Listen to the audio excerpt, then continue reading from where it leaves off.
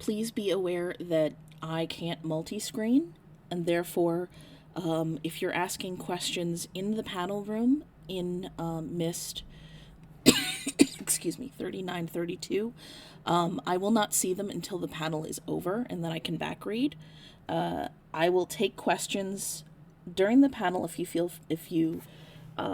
you'd like, you can certainly ask them on Twitch, but I will also take additional questions after it's over in-game.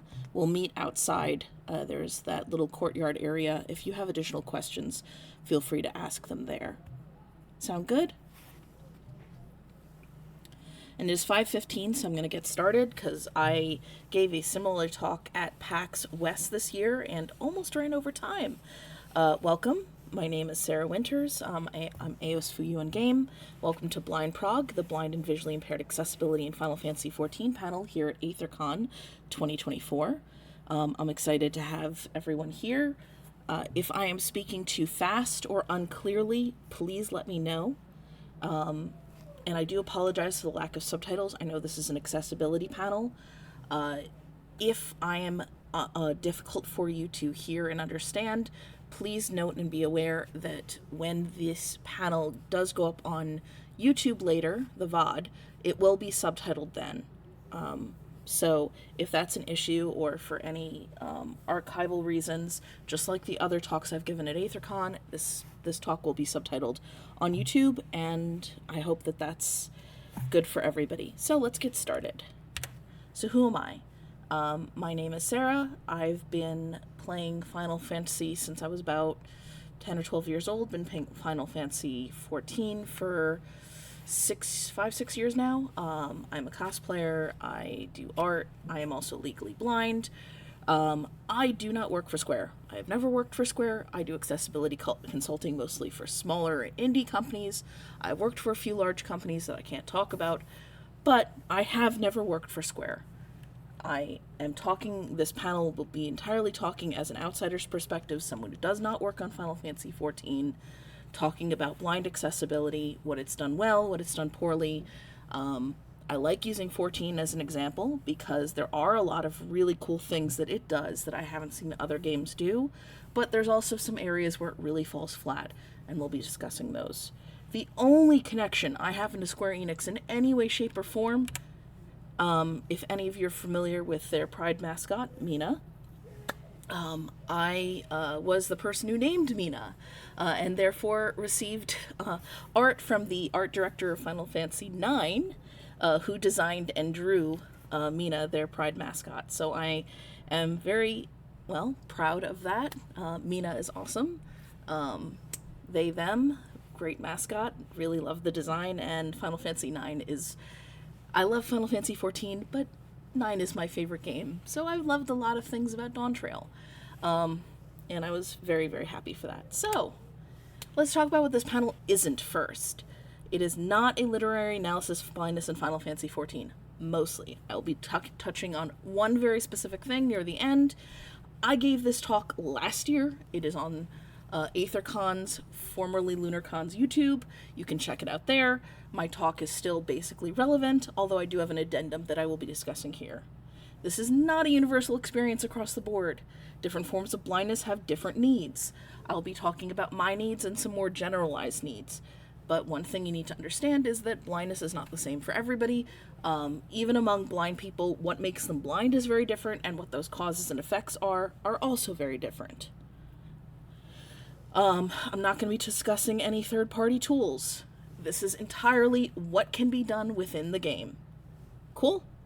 I know that there are things people can do that exist, but I mostly play on PS5, and therefore I play the game vanilla. So it's got to be whatever is accessible within the game.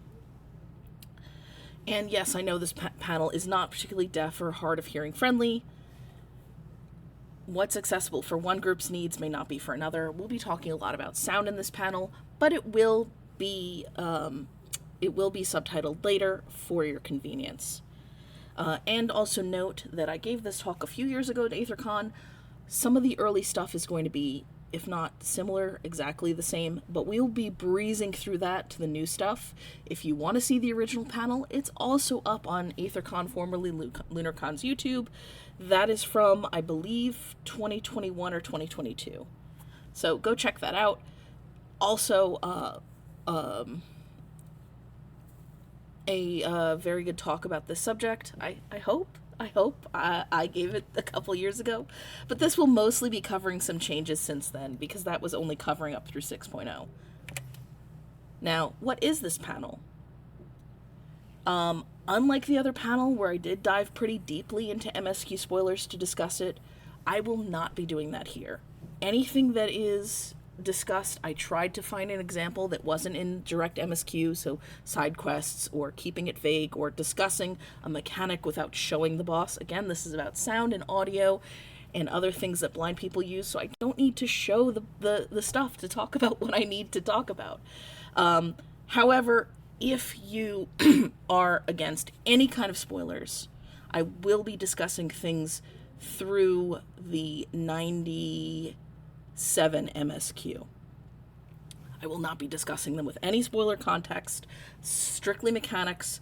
The last spoiler thing that is MSQ related will be Heaven's Word. But if even that is too much for you, this is the time to step away.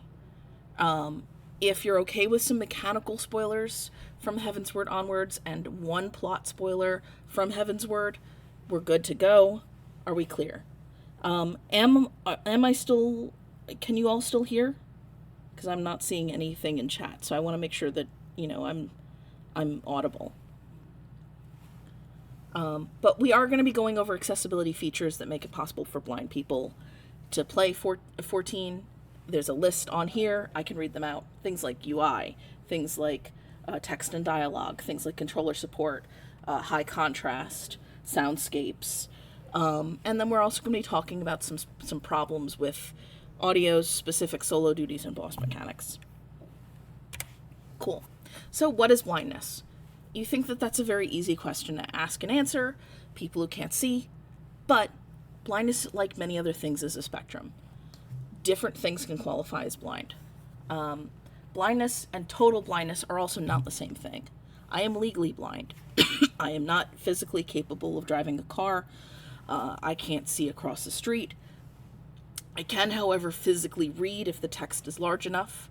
The text that's currently on my screen, and I have a 24-inch monitor, is visible to me. This is, I believe, size 26 or I think it's 32 font. I can read this. I can read black and white. I can read white on black. Other people have different forms of blindness. My blindness is caused by ocular albinism, which means that my eyes take in way too much light because I have a lack of pigment. A lot of other people who are blind and visually impaired need more light to see. I actually need less. The more light that's present, the less I can see, because my eyes are already overcompensating. So what does 20/20 mean? 20/20 means that if you stand 20 feet away from an object and you perceive an object in a specific way, that is 20/20 vision. Now, I have about 200/20. That means that what you see, the clarity that I see from 20 feet away, is the clarity of you seeing that same object from 200 feet away. So that first number is what a 20/20 person would see. The second number is what I see. So at 20, so like sometimes you'll hear 2015. That means what somebody sees, what a 20/20 what you see at 20 feet away is what a 20/20 person would see at 15 feet away. So better than 20/20 vision. It's a weird numerical system, but basically it means the larger the first number is, the worse your eyesight is. But that doesn't mean that I see things blurry. I just see things very simple. Visual clarity can be, like I mentioned, very greatly based on lighting. I'm not going to touch on color blindness because I touched on that in the last panel. The topic's still the same. Please check that out. Yep, that's what the 20 numbers mean. So it's literally 20 feet. It's a clarity test. I am, for those of you who are watching it on YouTube later, I am responding to Twitch comments as they appear. I will, to the best of my ability, try to reiterate the question if there is one. So first we're going to talk about basic UI and questing. Again, a lot of this stuff is the same from the last talk, so I'm going to breeze through this a little bit to get to the new stuff. But for those of you who are watching this for the first time, how do you read this if you're partially or legally blind? This is how big text can look, and this isn't even the largest fonts that are available. All of these things are adjustable. Things that I don't actually need to read, such as the numbers of my HP and MP, I don't worry that they're small. I don't care about how much XP I still need. My character is maxed out, so that doesn't matter to me. What does matter to me is what my friends in chat are saying. And they were saying hello to PAX West when I screenshotted this. I will definitely see them afterwards, and we can say hi to Aethercon too. But the things that are important is how large this is and how large this is. A lot of the stuff that I do is by muscle memory and you know, the hotbars always being in the same place. I don't care if those things are small. These things, I don't care if they're small, because I just care if they're colored or not. The things where I actually need to read, such as a compass and text, I've increased the size significantly and adjusted. And if any of you watched the UI panel from earlier today, you saw a lot of the UI details. There are a ton of ways to make text larger or smaller. By setting it to a 300% 40K and then adjusting UI across the board, you can very quickly and easily change everything to the system and then shrink individual icons down as you like to make it more usable for you. Again, this is for people who have some degree of usable vision like myself. You can also change colors. Certain colors are very difficult for me to see. I am not colorblind, however, certain similar colors next to each other look the same. Yellow and orange for me look nearly identical. I can't tell them apart.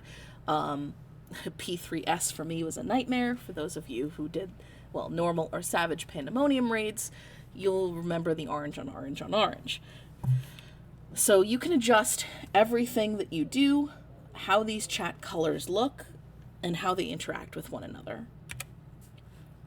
I won't go over the UI too much because there is a UI panel and I discussed this a few years ago, but a lot of it is very adjustable. Each individual item has transparency settings, individual size settings for each and every piece on your hotbar. There's a lot of granularity in what you can do. Unfortunately, because it's set to pretty small to begin with, I needed to have someone who has better vision than myself, someone who's normally sighted, to set up my initial thing, but once my baseline was set, I could adjust as I needed. Now, for those of people who are fully blind, how do they read text on a computer? I get this a lot, especially when I'm reading things on my phone, which is very small and not something I can physically read. There are a couple different options, but a popular one is something called JAWS, which allows text-to-speech to occur in basically in the computer as a whole. This is not a third-party tool. This is not something that's an add-on for Final Fantasy XIV. This is something that is installed on your computer directly for everything that you do. 14 is no exception. It allows people to do this on Microsoft Word, on PowerPoint, and everything in Final Fantasy XIV that is said aloud by a character or in a text box is also in a text box that can be copied and pasted. And if it can be copied and pasted, it can be read by JAWS. There are alternative means to use text-to-speech, but this is one that most blind people are very familiar with. It is very expensive. It is usually subsidized if you are legally or fully blind and need to use the software, but not everybody can purchase it, and there are other alternatives to text-to-speech that are available. Some physically located on the computer itself, like Apple Talk, for example, if you have a Mac. Now, how do I interact with stuff when I can't see it that well? Final Fantasy XIV is not a precision game, and what I mean by this is that it is not something like a first-person shooter where precision aiming is required. Like, if I were to play Skyrim and I draw my bow back, I have to physically aim the target reticule And depending on where in the body I hit, determines how much damage I do.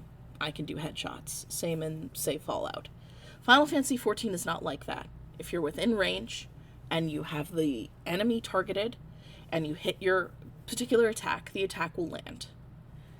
The game is not about being able to target specific body parts. If you do, you can cycle through them. It is not about precision. It is about dancing on a large arena with an enemy, dodging things. The ability to specifically target certain parts of the body are not part of the game. It is not a major design consideration. Even in ARR, that just isn't a thing. There are positionals, but as long as you're standing somewhere behind the boss in that quadrant, you're part of that positional. You don't need to be within a specific exact range. As such, using target type and automatically targeting an enemy is not an unfair advantage in 14, because targeting enemies is not an important part of gameplay. Being able to click my attack button and it automatically targeting the thing nearest to me, or in a cone, or ignoring depth, that is a massive accessibility tool.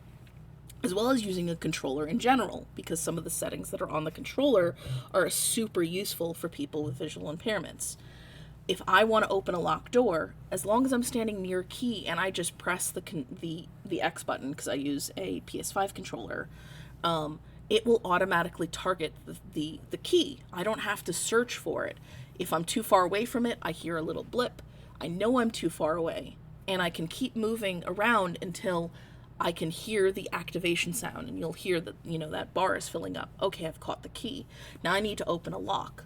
I can keep clicking, and I hear that sort of like tambourine sound, like the little psh, that I know that I'm getting near to something, and then I hit it, and then I can activate it.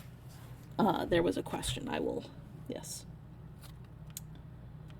Aren't there yellow quests where you need to aim and shoot? Yes, they are.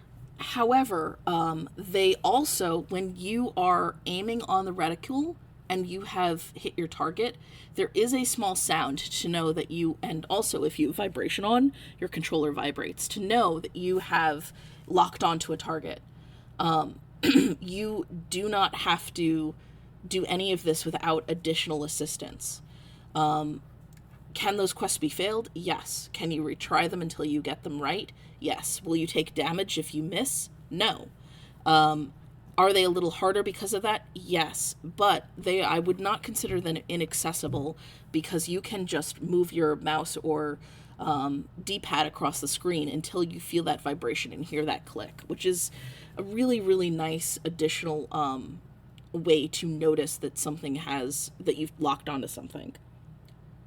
A question was, I've always wondered if the HUD elements for those who are just as customizable as all the other parts. Yeah, they are. There's a lot of things you can do with the target reticule that are available to you. Sorry. So I'm going to keep moving. Macros, I discussed this in my last panel. I'm not going to go into it, but for certain things like crafting and other things where I don't have as many audio cues as to what I do, I can macro things to help adjust and account for them. The crafting is, the biggest one for me, as well as being able to type something fast. Pre-making a message warning that I'm visually impaired. I do want to adjust this to also say that I can't type and fight at the same time, because I can't. I have to physically put my controller down and pick up a keyboard in order to type in Final Fantasy XIV, because I'm a controller player. And that is something I should probably warn people about. Am I worried that, people will be upset that I'm a visually impaired person tanking for them? I can tell you right now that I have had issues in the past of people being rude or cruel about it. But I can also tell you, in the years that I've been playing, the number of incidents that I've had with players taking this badly before even seeing, if I'm a good player at all, I can count on one hand. I think there has been a total of 3 to 5 incidences, and I've used the report feature in Final Fantasy XIV. I keep logs. I don't care if people dislike the fact that I'm visually impaired. Just don't be rude. And I'm not the only one. I've met many other blind people, many of us who play tanks, who really enjoy this game because of all of these features where you can, move and manipulate yourself in a way that you can still play without not necessarily seeing everything. There's a lot of individual sound toggles as well, and I'll let it play while we go. There's obviously the direction that the audio is coming from, whether the camera or the character, main settings. Can everybody hear this, by the way? Because this is now game audio, not me. As well as individual sliders for everything. Player effects, self-party. Alright, awesome. Other players, so say in an alliance raid, I don't want to necessarily hear what people are doing in the other two alliances, only what my own party is doing. I can also turn off or lower voices so that, party voice is not audible in chat. Because I'm using the sound of where other people are in order for me to be able to parse where I am. Alright, so let's start with ally sounds. I am going to put these Final Fantasy XIV terms on the screen really quickly because I know that these panels have actually been used in education for visually impaired accessibility. I know everybody here is a Final Fantasy XIV player, so I'm not going to go over them. But for those of you who aren't, these terms will be up on the screen that you can read on your own time. And again, another slide that I am not going to talk about because you guys are the target audience here. You know what a tank, a healer, and a DPS is, but somebody who is a game designer who works on puzzle games may not know this terminology, and this is really useful for them. Cool. Waiting, and let's talk about the vibe, aka what I hear as or air quotes, see as a visually impaired person playing Final Fantasy XIV. I am going to play just the audio from a specific instance. Everybody who's watching, I want you to tell me how many people you think are in the instance. What kind of jobs do you hear? What skills are people prepping? Approximately what level might this be? Where are we? Are you guys ready? Let's see. All right.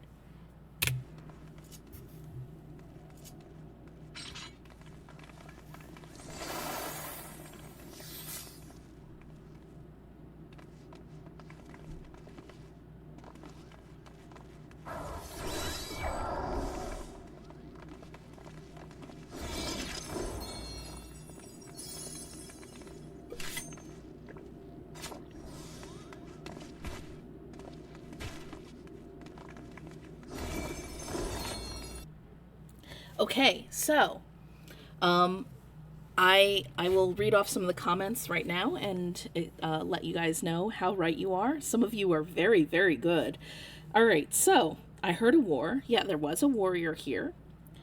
It sounds like, at least in Alliance Raid, you are correct. This was an Alliance Raid, based on the number of individual people you heard. I think I heard a Picto, Dark Knight, Dancer, or Astrologian. You heard 3 of those 4 things. There's no Picto, but there is a Dark Knight, a Dancer, and an Ast. You guys are really good. Heard a Dancer? Yes, you did. You heard Peloton? Yes, you did. Did someone drink? Yes, someone had food. This is not a Savage Raid. It was an Alliance. Yep. Definitely heard a Dancer, Warrior Unsheathing, Dancer, Ninja. Yep. A Dark. Yep. There was a Cardia applied. Yep. Yep, you heard 2. There were 3. So let's actually play it with the video for those of you. Anybody, before I play it, any guesses as which Alliance Raid this is? There wasn't any music. I did turn the music off, which is a bit of a CT? No, it was not CT. Welcome. And there was a paladin in our party directly.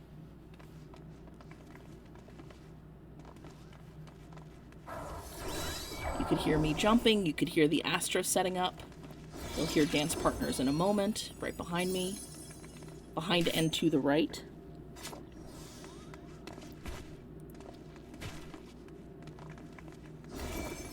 There's another dance partner setting up in another alliance. And that's that. You guys got pretty... You guys knew a lot more than you think you did just because you're very familiar with this game. There's a lot of really unique, interesting audio cues that allow me to know where things are.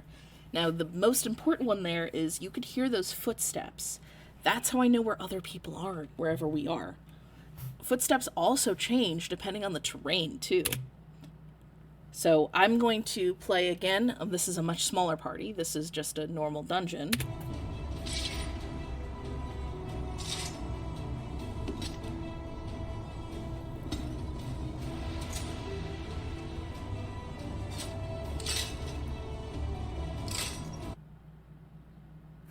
Yep, so that is not Temple of the Fist. Oh gosh, the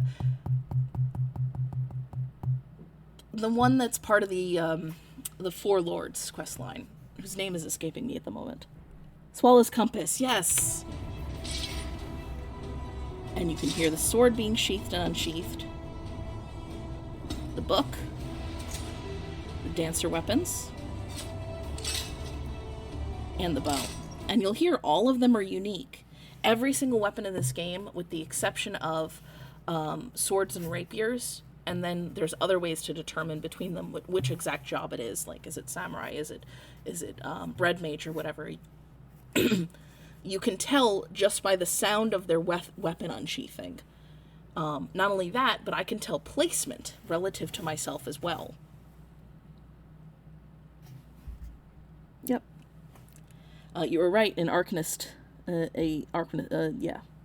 Some weapons designed for specific jobs have, yes, even further unique sounds. For example, the level 97 weapons all have an additional unique sound in addition to the sound of their job. So immediately when I'm loading in, before I even can recognize anything, the moment that anyone unsheaths, I know exactly who's in my party, I know where they are standing, and I know who I'm going to need to target, and I don't need to see them.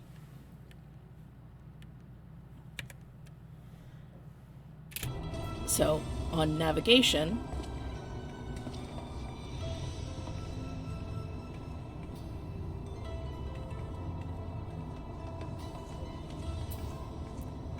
I can now hear my parties behind me and to the right, and I could hear exactly where they were stepping. The only thing that I would not be able to hear is the fairy, which is fine. That does not really matter to anybody's play except for the scholar, and the scholar knows where they are. And when I'm playing scholar, if I direct the fairy, there is a reticule sound that I can hear as the player of the scholar to know where I've dropped my fairy on the field. Question. What about scholar and summoner when they summon their familiar? Do they sound similar? So this is an interesting one. Because you can glam your familiar to be anything, a scholar can glam it to be a carbuncle, and a summoner can glam it to be a fairy.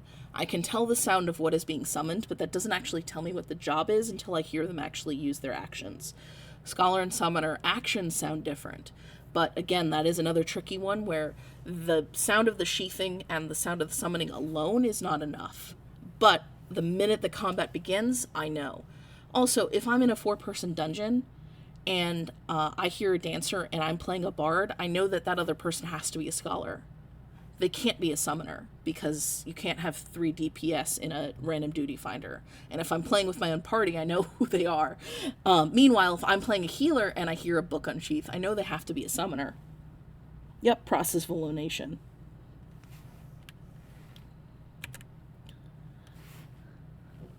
So, even if the visual effects are set to limited, which if you're playing anything in an alliance raid or a very large savage raid, or like you're doing DRS, that can be a nightmare if you turn all effects on. You can still hear where they are even if you can't see it.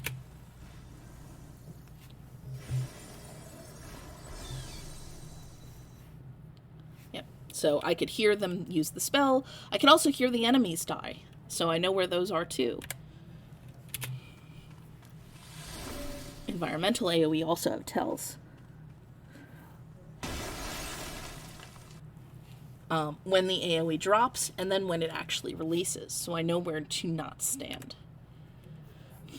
Natural debuffs like the dot in Snowcloak, where when you're standing in wind, there's a wind effect. As long as you hear that wind effect, you're taking damage over time.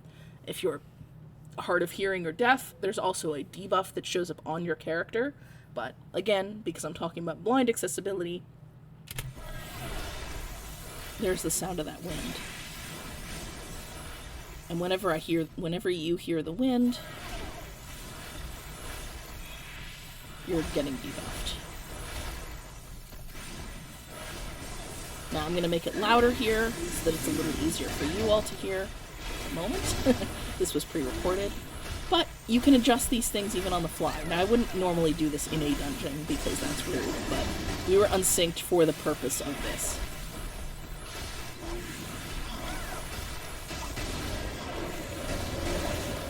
And there's the sound of the wind, really exemplified for you. So these can all be adjusted on the fly, even in a fight, to make it easier. How can you tell which person died during an encounter? Do you have to basically try to identify which combat sounds are missing?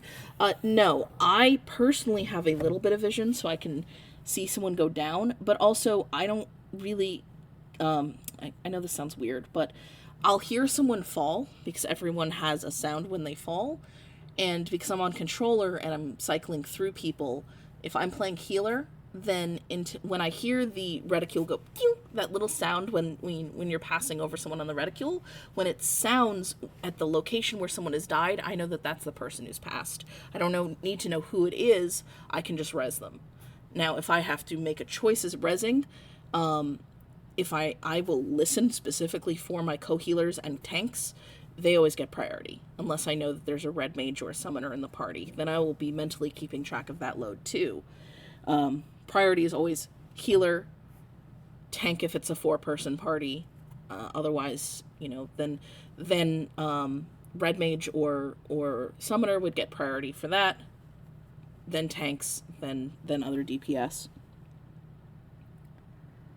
That's the standard sound for debuff. No, there's a specific sound for the clicking reticule that is different than the debuff sound.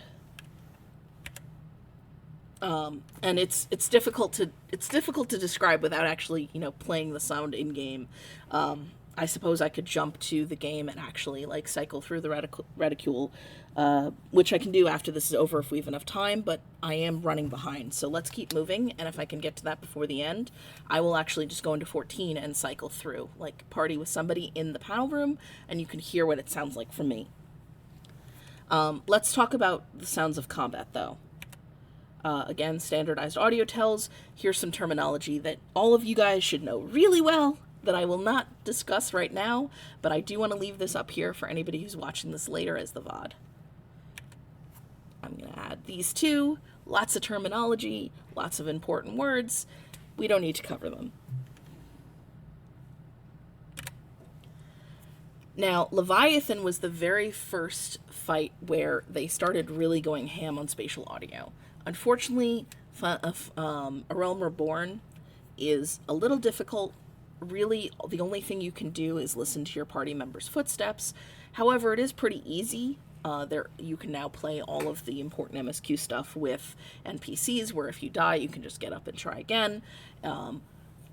But starting in the patches, in ARR, I believe Leviathan is 2.2? 2.2. This is when they started really, really going well on doing spatial audio. And here, you'll be able to hear exactly where, relative to you, the boss is.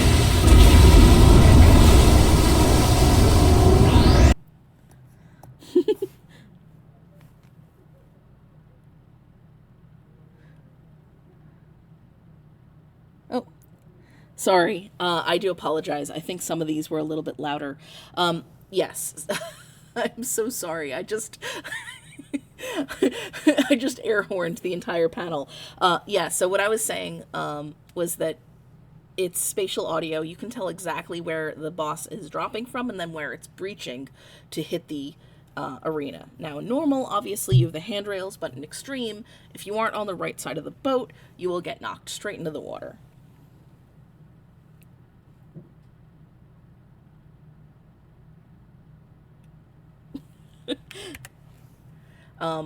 A lot of proximity sounds to let you know, hey, this is dangerous. I don't think this one is as loud. I think that one was really just overblown for the purposes of but here, if you hear the sound of electricity, you know that you're in a bad spot and you're about to get dinged. And I will stand in it just so you guys can hear it. If you're not standing in that, you don't hear that additional electricity sound. It's a nice little indicator that, hey, you're in a bad spot. You should move.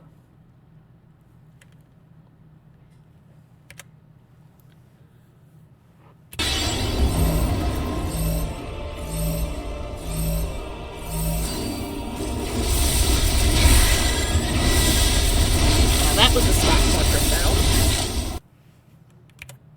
Separates. You gave me the strength to rise from the ashes.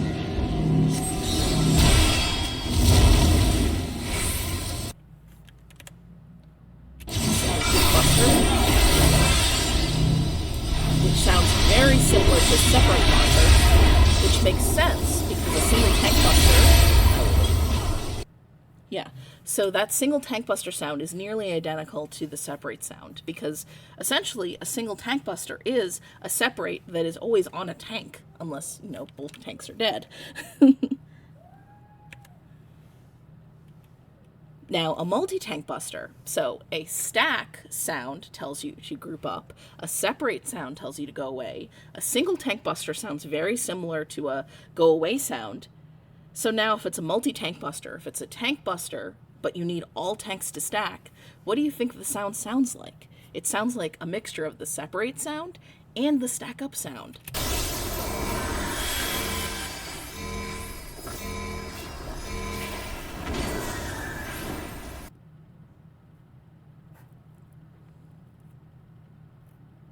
Yeah, so I will not talk during clips because it doesn't make sense to do so. Thank you for letting me know that you can't hear me while the audio is going. That's totally fine. But there you go. It's a combination of sounds that, you know, in the same way that mechanics can be combined, their sounds can be too, and still be parsed as a coherent action that you need to take.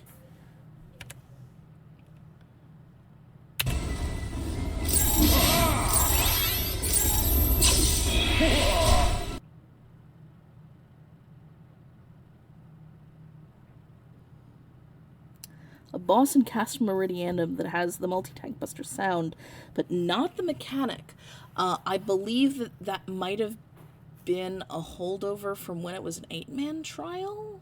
But even then, multi-tank busters didn't really exist until, I think, Shadowbringers.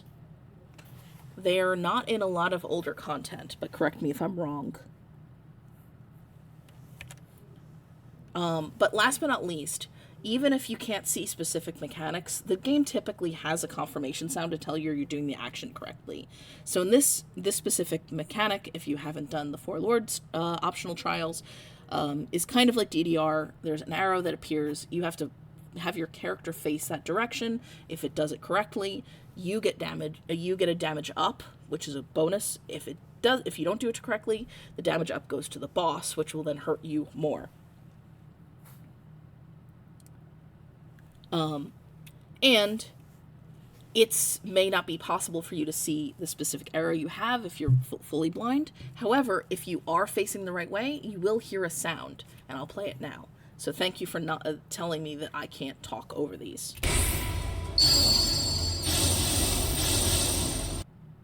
So that sound, that joom sound, that was everybody being confirmed that they are facing the correct way.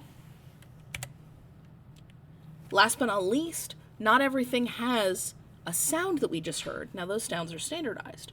Some of them instead have what's called a bark. A bark is a term in voice acting where it is a short phrase, usually in conjunction with an action or a confirmation, and that bark is tied to a specific action. So, for Alamigo, for example, always means that the same attack is about to happen. It's not a specific audio cue in the form of a abstract sound. It is a specific enemy telling you they're about to do something.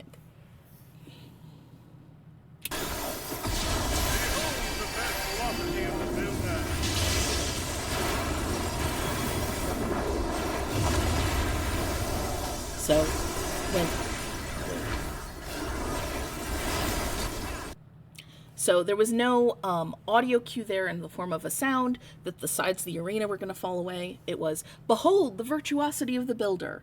It was spoken, it was written in text on the screen, and then the boss did the action, and the action happened. If I hear him say that, I know that I need to get to the middle of the arena, preferably under the boss, to make sure that I am not on a spot that's going to fall away.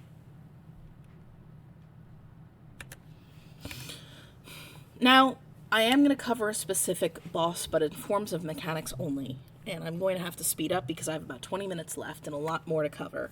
So here's how to resolve complex mechanics. We're going to be talking about Althik, Nymea, and their cards. So imagine that is the morning of 6.3 coming out. Brand new raid, Alliance raid. You've never done it before. No one ever has. We're going to try it together. Obviously, you hear some similar sounds that you've heard before, some stacks, some separates, some crisscross patterns. You hear the very first boss say some certain things and things happen. You start learning what they are. Then you got a trash pack, and then we get to these two guys. There's 24 of us, 2 of them. We're going to have a good time.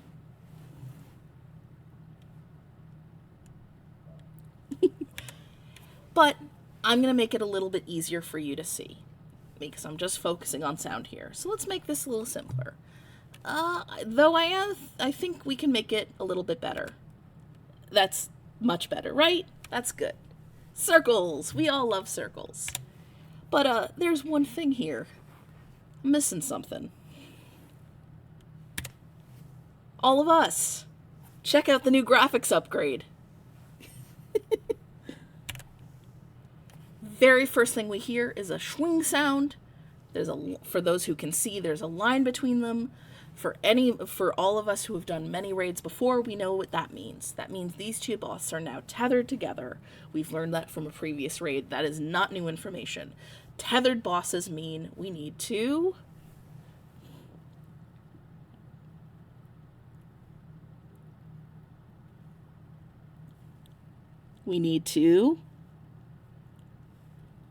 separate them, yes. So, tanks immediately spread them apart, DPS in the middle, and then in the bottom left corner is that one black mage who doesn't want to move out of their ley lines. But other than that, we don't know what to do yet. So we separated them, the tether disappears, we know that we should be fighting them separately. Great! Those lines are the direction that people are facing. I don't have it for everyone just because the screen would be too cluttered. We have some people down here facing the bottom boss, some people up here facing the top boss. Both people are attacking them. Again, this is the first day. People don't know what they're doing yet. And we hear this sound. I will spin your face.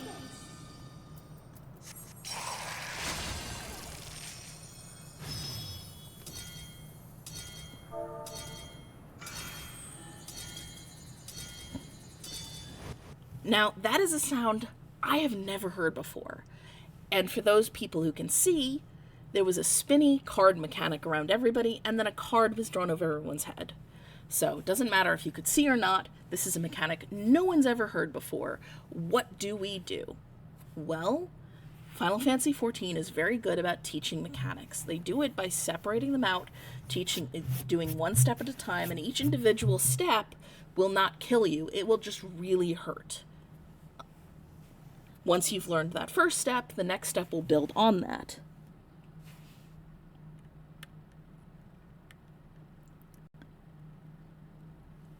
I will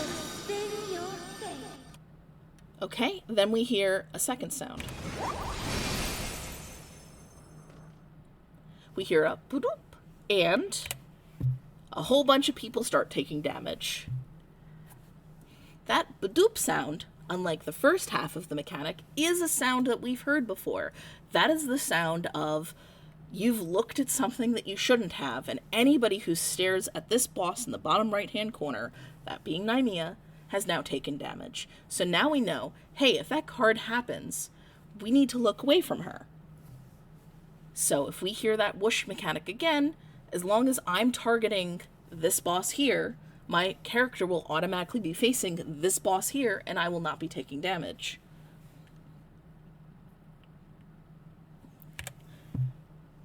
So we hear the next step.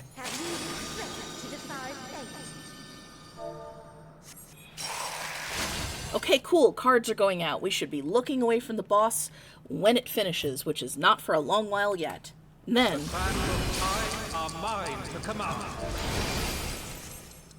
Oh wait, what does that second bark mean?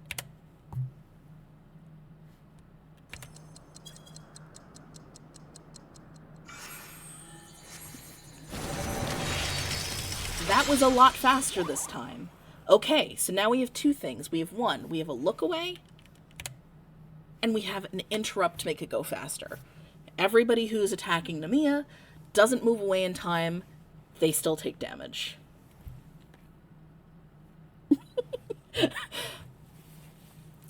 So now we know things might happen fast or slow. We need to look away from the boss the moment it happens. We can just focus our attacks on orange, on Althik in the top corner. We don't need to worry about Nymea yet. Okay, now...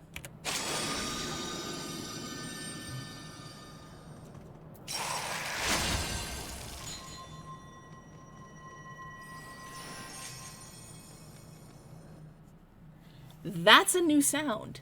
We still heard the card sound, but then we heard a high-pitched, almost like, you know, running your finger on the rim of a glass that's filled with water to do the, you know, the glass, almost like a, there's a name for that instrument.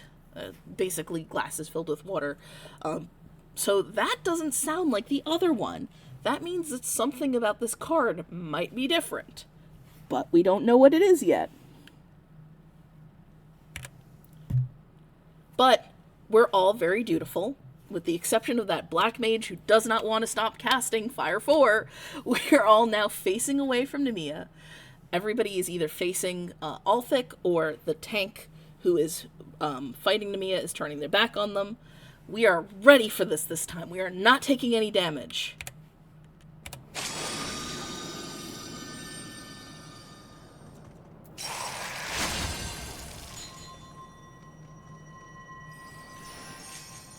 Okay, the Althik didn't interrupt, so it takes its sweet time in casting, and everybody except for the black mage who decided to look right at Nymea, not moving for any reason whatsoever, is the only one who did not take damage.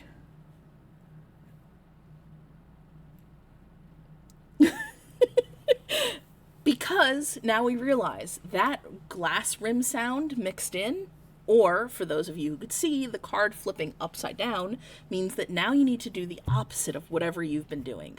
So if you hear that sound, instead of looking away from the boss, you need to look towards it. So now we have look towards and away, we have fast and slow, and all of this is done, conveyed entirely through audio. I didn't show you any of the visual mechanics.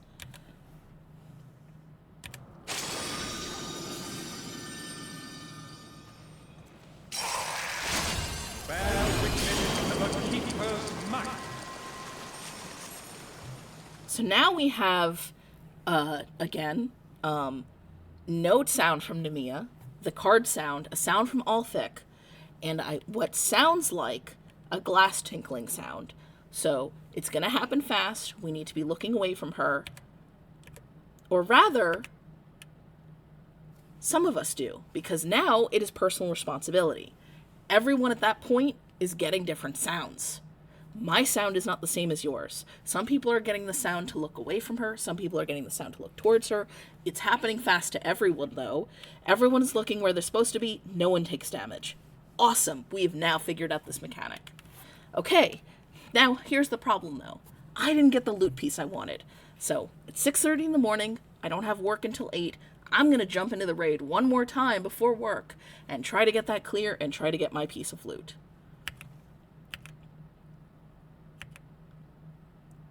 Oop. 1 second. Did I go too far? No. We're good? Oh, I went the wrong way. Okay. People have now done the fight. They know what they're doing. Everybody is organized. They know that the two bosses now have shared health pool. So if we kill Alphic, we can immediately move on to Mia and finish her off too. People are more organized. Everyone's facing around Alphic because we all know from the last time we did it that we can just turn and face Nemia when we need to later in the fight when we hear that glass tinkling sound. And then of course there's that one machinist in the far right corner, way out of reach of any of the healer's ability to heal them. Because of course there is. And of course we hear the card sound. I will spin your face.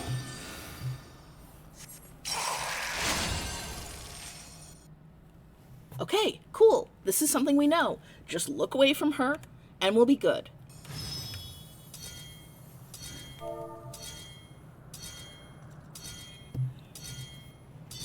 Long timer.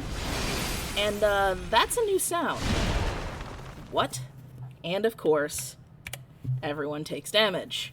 Because this wasn't a look away this time. That fire sound that we heard means that it's actually pyretic. Pyretic meaning if you are moving when it goes off or attacking, you take damage. You need to be standing totally still. Oh boy. Okay, so now we know it could be look towards and away. If it's pyretic and we have to stand still, what is that opposite going to be? Again, these 4 mechanics, looks towards and away, stop moving and whatever that other thing are things that we've already learned from previous fights. We are just simply learning the new mechanic of cards here, again, all through audio.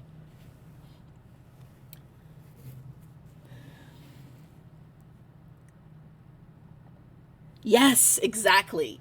So the opposite of stop moving is you need to keep moving.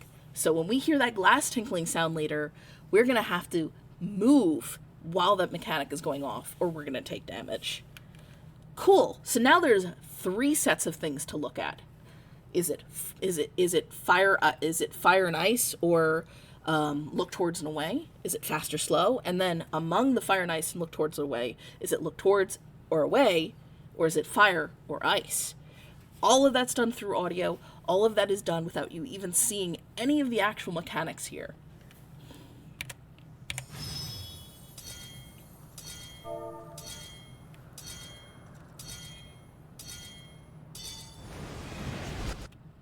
So now I'm going to play a sound from the fight that we just had.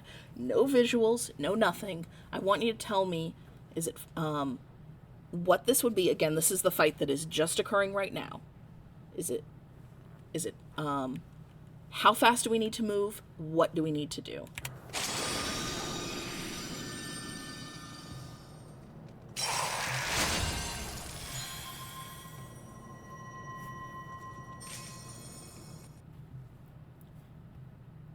So, any guesses?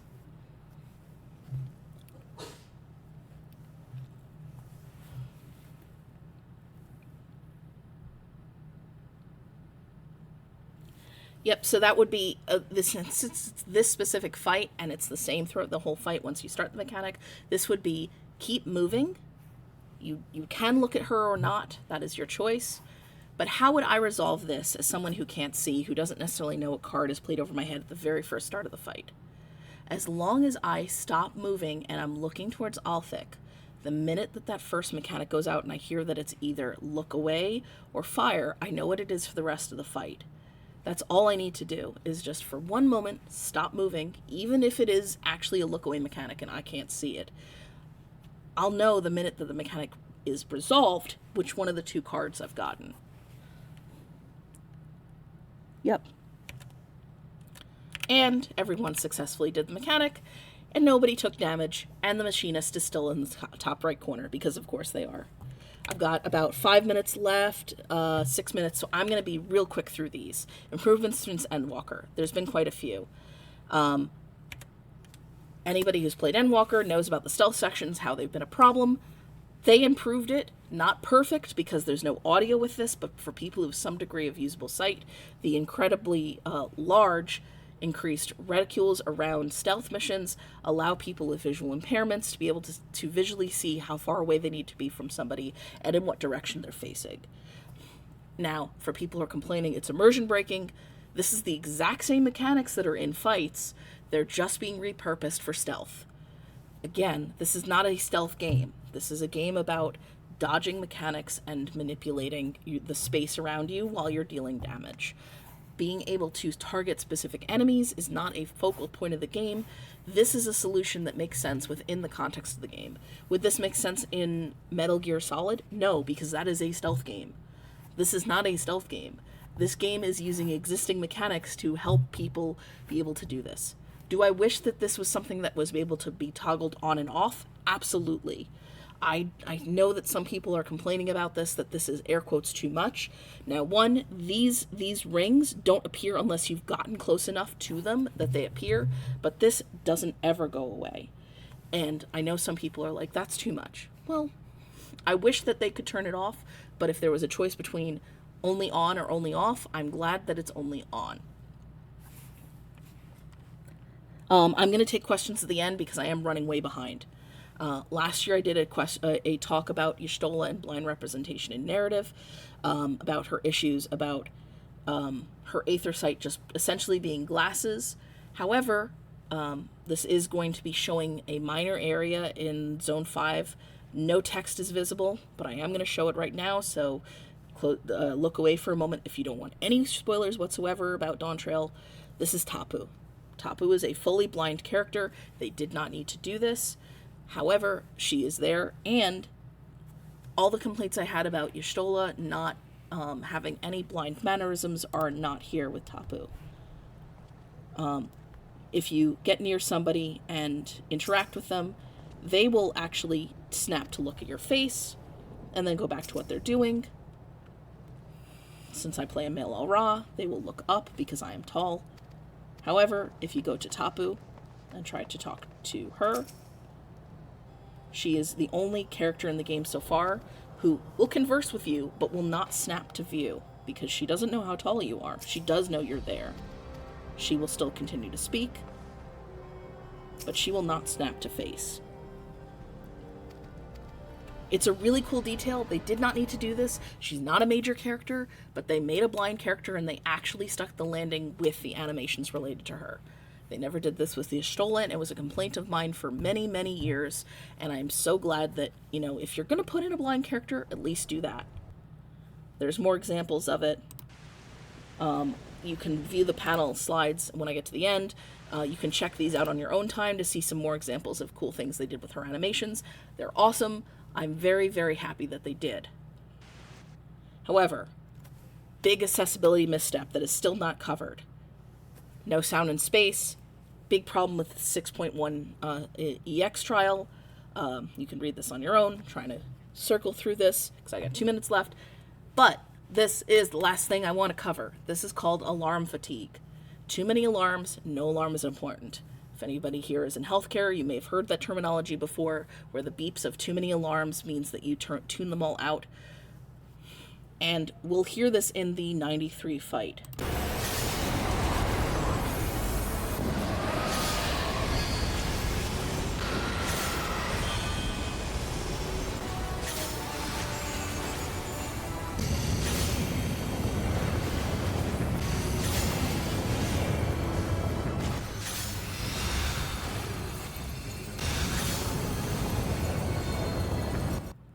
Over the course of a 9-minute fight, that ka-chunk sound happens at least 9, if not 11 times. That ka-chunk sound means a different thing every time it happens. if you're going to make a sound effect for a specific mechanic, it needs to be unique, distinct, and important. And this is none of those things. It does not tell me what I need to know about what to do. It does not give me any indication of where it needs to be. It is not a directional sound. It is simply alert. There is an alert. And the problem is that sound covers the actual sound of the specific mechanic I need to hear.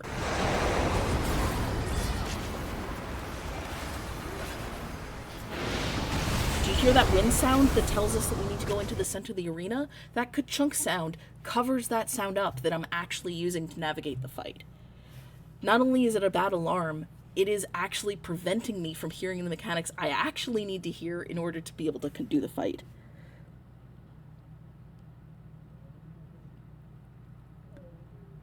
Yeah. And last but not least, visual shake. It happened in the 6.3 dungeon. There's certain mechanics and abilities that people are doing that are causing this issue as well. It is a major problem because this is MSQ. In things that are side quests, say jumping puzzles, I am more lenient about things not being accessible. I don't expect everyone to do Savage. I do Savage, but that has nothing to do with my disability. The fact that I can Savage raid, and yet I couldn't do the 83 solo duty was a problem. These things are issues because you have an MSQ, you can't move forward in the story without doing these things. You can't get to further in the story, more trials, more raids, more things that you do in 14 without doing the MSQ. The MSQ needs to be the baseline. Everybody needs to be able to solve MSQ. And if there's problems there, that's more unforgivable than things in side quests. Because you don't have to go jump Kuganai Tower. And if you do, you can actually, do it with a friend. I can snap to them. I can hear where they're jumping. I can actually do those things. But anything that involves being able to pass something MSQ, especially a solo duty, we're not getting assistance from other people. This is an MMO. MMOs you play together. That's where I find more issues. In conclusion, Final Fantasy XIV is very accessible to blind until it isn't. Fixing stealth helped, but there's way more things you can do to improve them. And I want to take a moment to thank all of these awesome people who helped me in all of these duties. Thank you to everybody here. Thank you to my FC. And last but not least, I wanted to thank Henri in my Savage Static, who helped me record and edit all of the video footage. I am over time, so I'm going to say thank you. I will answer questions in-game. Have a wonderful rest of your Aethercon. And if you want the panel notes, screen cap them here. Thank you all.